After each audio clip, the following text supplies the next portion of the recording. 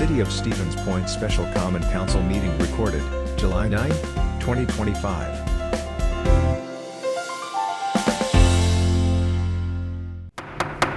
I have 5:30. We'll call the special meeting of the Common Council to order. Can I get a roll call, please? Christensen? Here. Guthrie? Here. Keemer? Here. Broderick? Here. Burr? Oh, she's online. She is here remotely. Muted. I see her smiling face. She's muted. Well, a picture of her smiling face. I'm gonna repeat. Allison, Are you here? take yourself off mute and say, I'm here. Or everybody's going to know you secretly turned on Wheel of Fortune. It went on and then off again. She was unmuted Let me for try and like 0.3 request. seconds. I can request on there. And, oh, Dean Schuter's coming in. There you go. Here. There you go. Steinmetz? Kneebone? Here. Schuda? Here. Lang? Well done. Here. Uzi? Here. And Morrow. It's like Steinmetz and Morrow are absent. At this point, yes, they probably are just running a little late, but we'll mark them as absent now because I didn't hear from either of them asking to be excused. All right, a relatively short agenda. First of all, anybody who hasn't signed in yet, please take an opportunity to sign in at the clipboard at the desk. We do have some hard copies of tonight's presentation available for you to take home with you. After tonight's meeting, we'll get it put up on the city website tomorrow. And then everybody will have an opportunity to view it. So Somerville is the company that we hired to do some of our work here, as you know. And we have Justin and Matthew with us tonight to talk about where we are to date. This is a very high-level overview. We've had extensive meetings with staff internally. Obviously, those are the people most familiar with the operations of City Hall and how things should work and what kind of space they need and that sort of thing. So we asked all of the city directors and department heads to give us an idea of what space they need and what future expansion they may need as well. So the numbers you see are those numbers that were requested. I know we've used the phrase wish list, but we're going to use requested tonight because that's what was asked for. And without further ado, let me share this PowerPoint. And Justin and Matthew, you are able to, can I get you to sign in at some point on the clipboard, ma'am? And I will turn it over to you. You just let me know when you need the next slide. It's like a plan. Awesome. Well, thank you, everybody. As Mayor Mike alluded to, I'm Justin Marcus. I'm a project architect with Somerville. And this is a little presentation that we put together for you guys for the programming kind of investigation that we did regarding the new City Hall. It's going to take just a second to come up.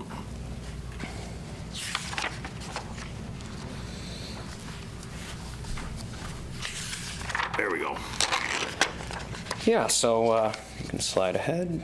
So as Mayor Mike alluded to, we were brought on to do a facilities condition assessment and a kind of loose conceptual design for a new city hall for the city of Stevens Point. So our goals are to identify a opinion of probable cost, rough idea of the scope of cost, and then a projected project timeline to help determine the feasibility of having a new facility. So after kind of talking with Mayor Mike, it sounded like there were kind of two identified facility opportunities. One, to reuse the existing building that is located at 1039 Ellis Street.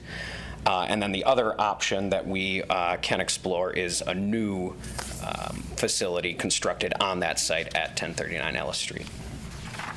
So the project goals, again, just a high level talking with the administrative staff, was to provide a warm, welcoming, and efficient building to house all of the city services that are currently at the 1515 Strongs Ave building, and some additional services that are currently not at that location included as well. A quote that really had stuck, you can go back, the quote that really stuck out to me from Mayor Mike was that the City Hall is a customer service for the community. So it needs to be easily navigable for the residents and have them understand how they can move through the building and provide their services as best as possible. But also, this building needs to be a pleasant and effective space for the staff that uses it on a day-to-day basis. So the current facility that the City Hall is in is at 1515 Strongs Ave. And currently, the city is occupying a portion of that existing building. They utilize it on 2 different floors and approximately 16,400 square feet of gross space. That also is sharing toilets, mechanical chases, mechanical rooms and everything, so they aren't within the entire footprint of that building. So as we kind of talk about in the programming, it's a little bit different in when you're comparing them. And then as we kind of talked about, the departments aren't as easily and efficiently connected to each other and identifiable as a person entering the building. So this slide just kind of illustrates, again, this has been a really long list of administrative staff that we have met with to kind of understand the requests for the spaces and what they project for future needs as well as current. And just to illustrate that we've had a lot of meetings with everybody. So after having those meetings with each of the staff over this time, we've taken their requests and sizes and adjacencies, and then this is just a little screenshot of an Excel kind of program spreadsheet that we have where they say, this is how many offices we need, this is the typical size of the office, and then we can say how many offices they need and develop kind of a program department by department and go through just to really understand the exact needs that everybody has, while again factoring in future space with this as well. So we then took that facilities requests and then we compared that with the current spaces that are occupied within the departments. We color-coded them just to make them a little bit easier to read, and then have them illustrated here with the hatched area being roughly in scale to what they currently have, with the larger unhatched area being part of what the future requested area is, including current use and projected space. Pretty much across the board, all departments were requesting, obviously, a little bit more additional space as future growth was, indicated in their asks. Dean, you're up here. We got to call you out in front of everybody. You can't tiptoe around this one, buddy. Okay. Yeah. So as I alluded to as well, there were other departments that are not currently housed at the 1515 Strong building that are going to be requested to be at this new facility. Those spaces that were requested are shown here in proportion to those other spaces as well. One thing that I noticed that wasn't on here is this meeting area. The council chambers, if you will. Those will be included in the new City Hall space. So if you go back one, actually, so Yeah. the orange slide, or the orange square, I should say, shows the municipal court area. As you can see, that's the most future growth forward space in there. That is actually accounted for in that size. So you can see the kind of dashed in box is the rough square footage of that common council chamber, just to show that, that is a big chunk of that municipal court space is just purely devoted to, creating a better condition for that, so. Mm-hmm. Again, just kind of a side-by-side, less graphical, but more text of showing those kind of current departments as well as the new spaces and departments, and again, showing that council chamber is going to be a large ticket area within this new facility. So kind of going through the numbers, really rough. Again, we kind of were working with people to understand just the typical office size, the typical workstation size, and understanding how the departments themselves work. We were able to break that down into a net area for the department, so that's purely just the square footage needed to operate. So that came out to around 27,300. But then what we do is we take that with a net to gross factor, which basically takes into account walk spaces, right? You think an office, I have a 10 by 10 office. Well, you need a corridor to walk to that office. So we need to include that while we're doing this assessment. So we looked back historically at our firm and how we have utilized office spaces and public spaces, and we came out with around a 1.55 net to gross. It's a little jargony, but that's basically standard for the types of buildings that we see. So that gets us to 41,900 about gross space. And then we have another area factor that just takes into account mechanical rooms, toilet rooms, things like that weren't necessarily a departmental ask, but I would imagine they would ask for that nonetheless. They will be. So that comes out to around 46,900 square feet of total building. So that is all in, everybody gets what they asked for. This is kind of the space that you're looking for with those sort of required spaces. We compare that to the 16,400 gross square foot that's in the current facility that they are utilizing. But again, as I mentioned, that doesn't take into account the toilet rooms, the mechanical rooms that are a part of the building, but not necessarily a part of what the city occupies within that building. So I just wanted to kind of illustrate that to help break down that, those numbers might be a little large compared to each other, but there are some kind of building science reasons why that they aren't necessarily as close, as well as the new departmental future growth and the 4 departments that were not in the current facilities. So part of that programming meetings that we had with everybody, we also tried to understand the efficiencies that departments being near each other would achieve. So after talking with everybody about how their workflow works, who they need to be at, what makes sense in terms of how the public moves through this building, we created this a department adjacency kind of matrix. And so you can kind of look through. It's pretty easy to read. The color-coded boxes correlate to the departments that we had just talked about, and then they have arrows kind of indicating what departments make sense to be by each other, what departments need to be by each other, what spaces need to be more public-facing, what spaces don't really benefit from having adjacencies to each other. And this just kind of helps us orient the spaces within the building as we kind of move through this process. One of the things that really came forward with our discussion was that the treasurer, comptroller, clerk's office, and community and economic development really kind of are the core public-facing departments that most people deal with if they are just a resident and they're coming to visit this building. That's kind of the core sector that they would see. So in future slides, you'll see how we kind of used that to inform some of the decisions we made. Should also be noted on the red letters there that they will be adjacent to each other, but they will not necessarily share service windows. Correct. So then looking at the building itself right now, so 1515 Strong Ave, and then we're talking about possibly proposing to move to this 1039 Ellis Street. Hello. So just down the street, existing building.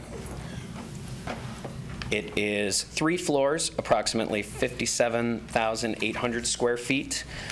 We are currently undergoing evaluations of the building. We have some existing plans that are kind of patchworked from over the years. So currently we are evaluating the facility from mechanical engineering, looking at the life cycle of the building and what all is in there actually to date. As you can imagine, some of the plans from over these years are missing things or don't include things. So we're currently assessing what is actually there so then we can better lay out the drawing.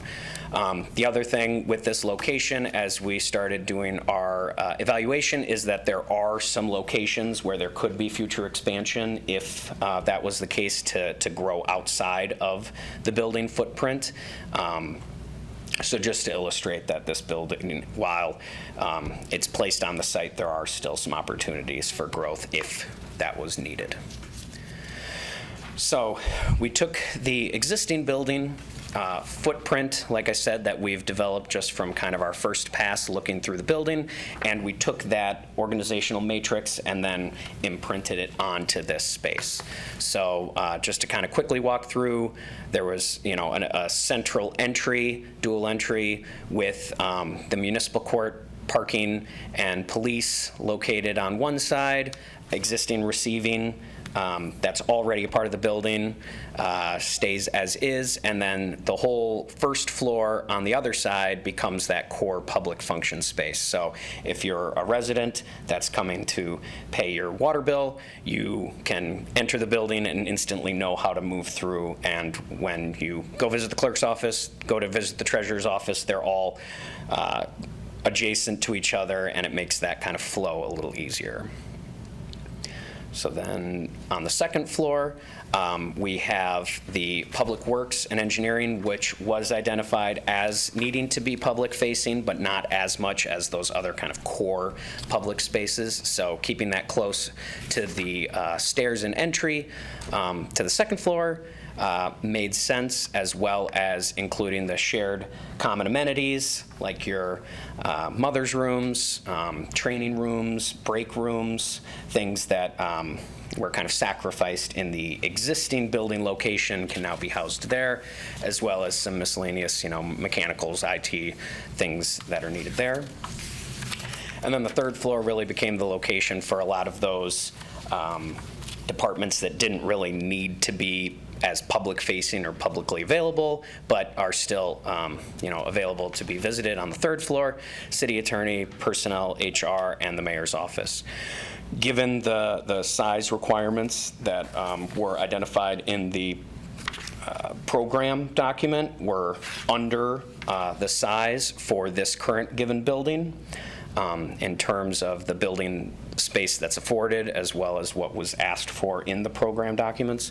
But the way that we've laid this out on the plans here are more conceptual and just used to illustrate how the adjacencies would need to be. Once we actually dig into the plans themselves and start putting in rooms, putting in corridors, figuring out how exits work, things will shift, and this is more of just kind of a guiding star in terms of how things could be laid out. But everything that we have kind of put forward and discussed in these plans are in flux. Nothing's really set in stone. This is just kind of a first pass just to understand how you guys could utilize these spaces. Excellent. So that concludes the presentation portion. As I said, this is kind of a high level. We're getting people involved. We want to know we want feedback, right? Are there things in here that you feel need to be looked at a little closer? Maybe you disagree with some things. Maybe IT does need to be very public facing and should be on the first floor, or those things. We're looking for that feedback from both the citizens and the council. And then what's going to happen is Somerville is going to take any feedback tonight and start working on a blocking process. So you'll actually see office spaces and what that looks like. Get started on that. We're going to have internal visioning session later this month with staff. And then the intention is to take all of that kind of final data, if you will, bring it back in August. We'll have a presentation at the Plan Commission meeting similar to this, but you will see the blocking. It won't be in detail. It won't show you where the TVs are or how many toilets there will be, but it will be blocking. So you will see this is going to be the 8 offices that are existing in engineering, and this is where the city attorney will be. This is kind of how the council chambers / municipal court will look, and that will come back to the Plan Commission with both a build new and using the existing building. That presentation will then we'll have that still be able to take any feedback. Finance Committee will have something on their agenda in August with a ballpark price for each to give a recommendation on whether you want to go with the build new option or use the existing building option. Every time I talk to these fine folks at Somerville, I'm getting more and more optimistic that the cost of building new may not be that much more than we can afford. And if we scale back some of these wants, instead of giving the staff what they're asking for, scale them back a little bit, maybe a little less space, we can still come in under that ballpark $15 million budget. So we will know that by finance. I expect finance to make a recommendation to council on either the build new or the repurpose option. And council should decide in August whether they agree with that recommendation. So at our August meeting, I would hope that the council will say either go with the build new option or go with the existing option. And at that point, then we will seek the additional schematics, is that the word? Schematics, to go to build out, and then we can go to bid. And then with any luck, we're working on this before the end of the year. So with that, I will open it up to questions or comments. We'll start with the council. Any thoughts? I'll start, okay. When we had a tour of it, I know that the crate building was basically a manufacturing facility. And one of the things that I did notice was that there wasn't a lot of windows in a lot of the areas. And I know from working in a lot of offices myself, working in a windowless office is pretty horrible. And like the more windows that you could create would be great. I think that would really help our staff. It would really help the aesthetics of the building as well. I mean, that was the main thing that I came across with. Like more light, the more kind of light that you could bring in there from the outside, I think would be really beneficial for staff and beneficial for everybody as well. Yeah. Okay. Anyone else? Just a quick question. Have you had a chance yet to look at any of the historical photos to see where windows did exist? And I mean, there were quite a few, and a lot of those have been filled in. And will part of your process be looking at those areas and seeing how they were filled in and how, I mean, will that help inform your potential cost estimate?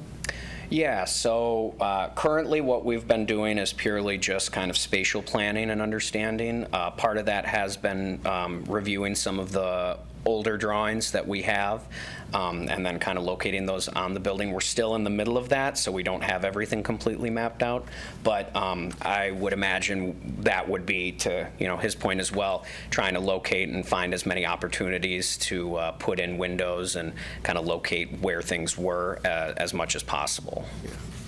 Yeah, I should point out, too, that pretty much everyone on staff talked about natural lighting. It wasn't part of this discussion, but it will happen, because that was important to pretty much every single department. The other comment that was brought up was ceiling heights, and in certain areas, they are lower than what we have now by 3 inches.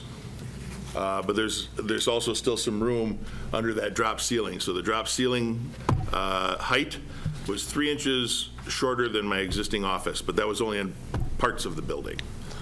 So I think we're going to be okay there. Other questions? Yes, Ginger. Thank you. How do both like the current space needs of our existing City Hall, projected future space needs, compare to other projects you've done for municipalities or institutions of a similar size? I mean, do you have any kind of comparables, yeah, that you can compare it to, where, that say, we're using way less space right now than other cities of our size do, or that these space needs that are projected for the future are comparable to other projects? Or I do not have those comparables as a part of this package, but that's something that I can put together to kind of show that. I will say,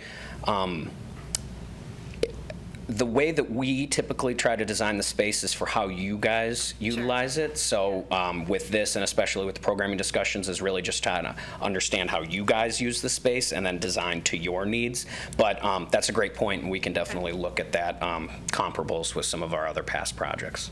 Thank you. Anything else? I have a question. Yes.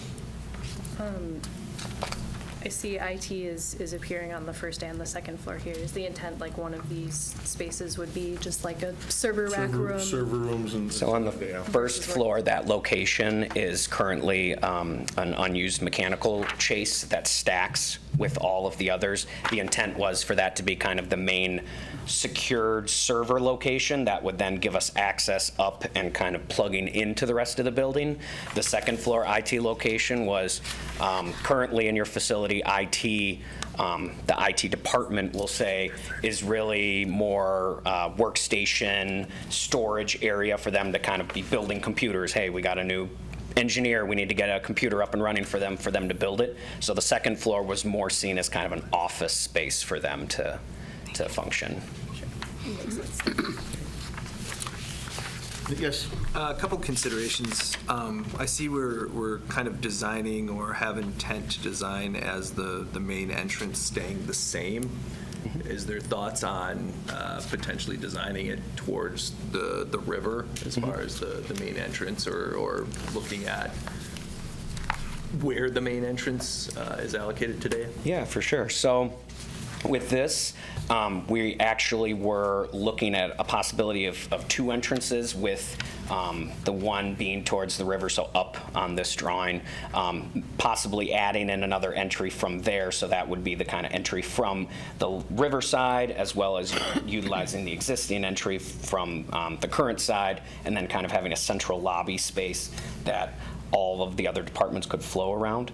There is for sure different opportunities for entries to be relocated in certain spots depending on how we want to readjust these adjacencies to each other. Our thought was just, if that entry already currently is off of Ellis Street, that's kind of where that currently is, it makes the most sense in terms of flow and the way that the building's currently used for cost effectiveness.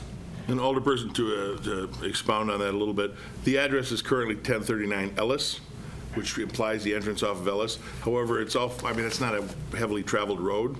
So having that hall that goes basically from the Ellis entrance to the Water Street entrance, I think will better serve the customers. You'd be able to find it easily off of Water Street with signage.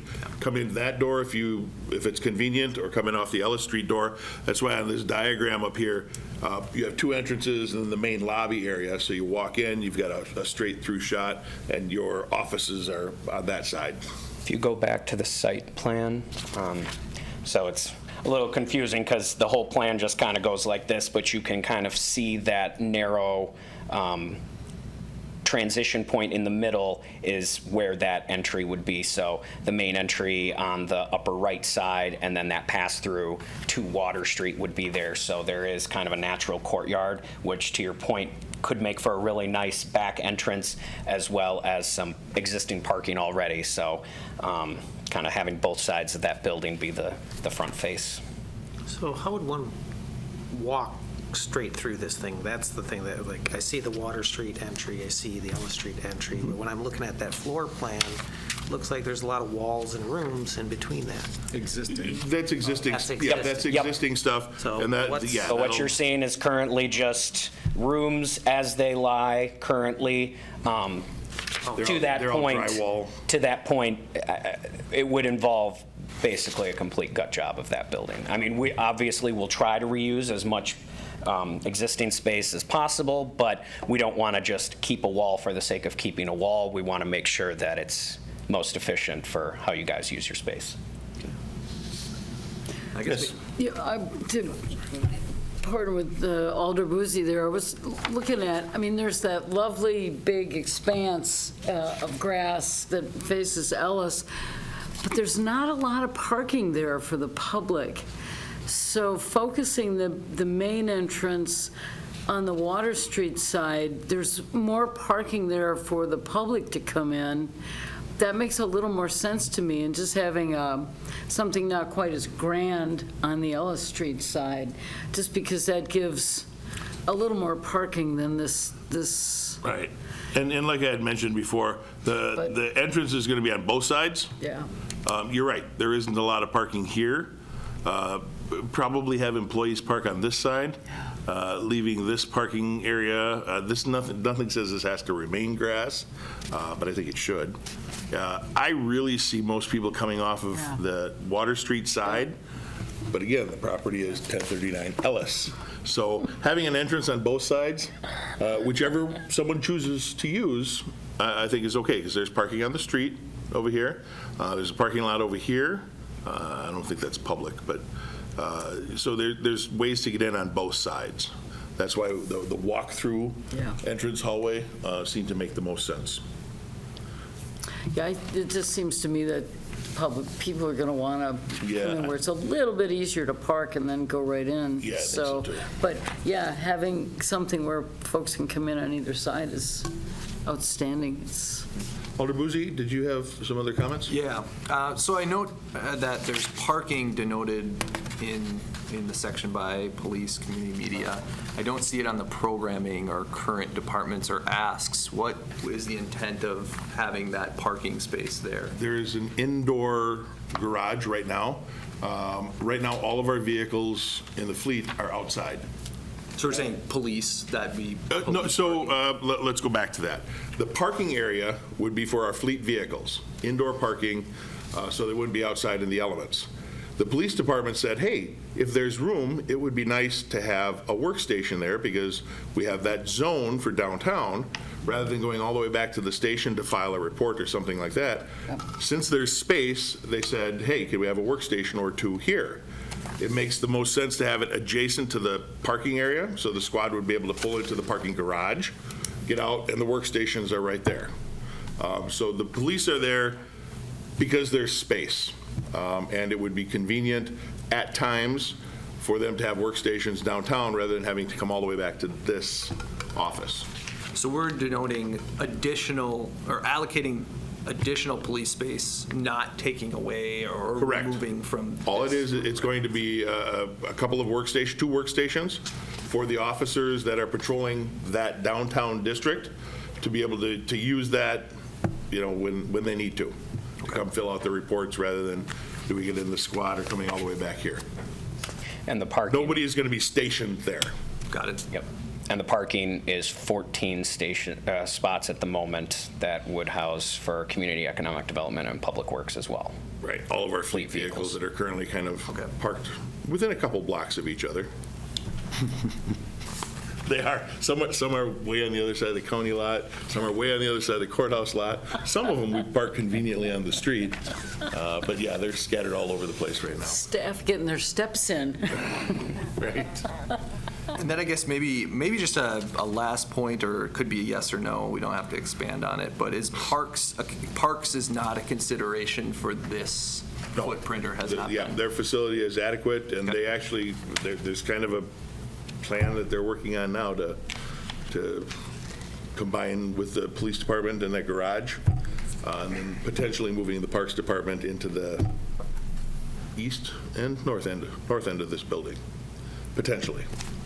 But moving the parks out of a park just doesn't seem to make sense. I guess it's parks and it's you got forestry in there in the same building. So I guess as far as footprint or where it exists today, and not being a consideration for this, with the intent on having future expansion, with also having conversations on movement within a couple of properties. I just wanted to know if there was any background on, was this a decision to leave parks out of this early on, or was it a consideration? It was a consideration. In talking with the Parks, Recreation, and Forestry Department, they're very comfortable where they're at right now. It makes the most sense. They have their outdoor storage where they need for trees and plants and the equipment. They could use a more convenient garage, but they are very comfortable. They had no desire whatsoever to move downtown. Noted. Okay. Same with the police department, in case anybody asked. They are very comfortable where they're at. They worked very hard to get out of downtown. Moving back downtown was not a consideration they were willing to take a look at. Anything else? Yes. I was Alder Lang. curious if there was any desire to utilize the roof for, like, we have. Haven't gotten that far yet. A shared common amenities space. Is the roof, it's one of those sort of like potentially like place to go get a lunch if you're a city. Oh, I employee. would hope you were going to say solar. Solar too, but like, yeah. We haven't gotten that far yet. Okay. So, yes, there are things that could be done with the roof. My first hope would be that we'd be able to put some solar up there, but we haven't gotten that far yet. Alder Schuda, did you have something? Or are you just being funny? I'm just being funny. Perfect. Anyone else? Any of the alders online? Okay, then I'll open it up to the public here. Any members of the public? You have to step to the lectern though, please, because without a microphone, nobody watching the video can hear you. Okay. Any public online?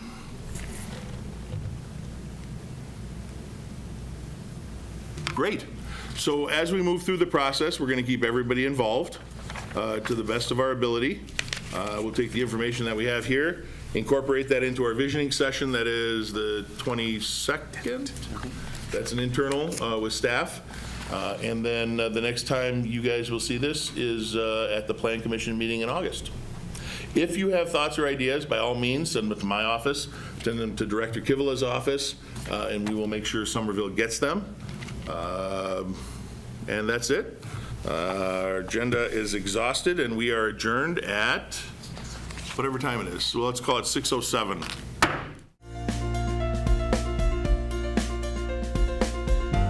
A video of this meeting is available for viewing on the city's website, stevenspoint.com/videos.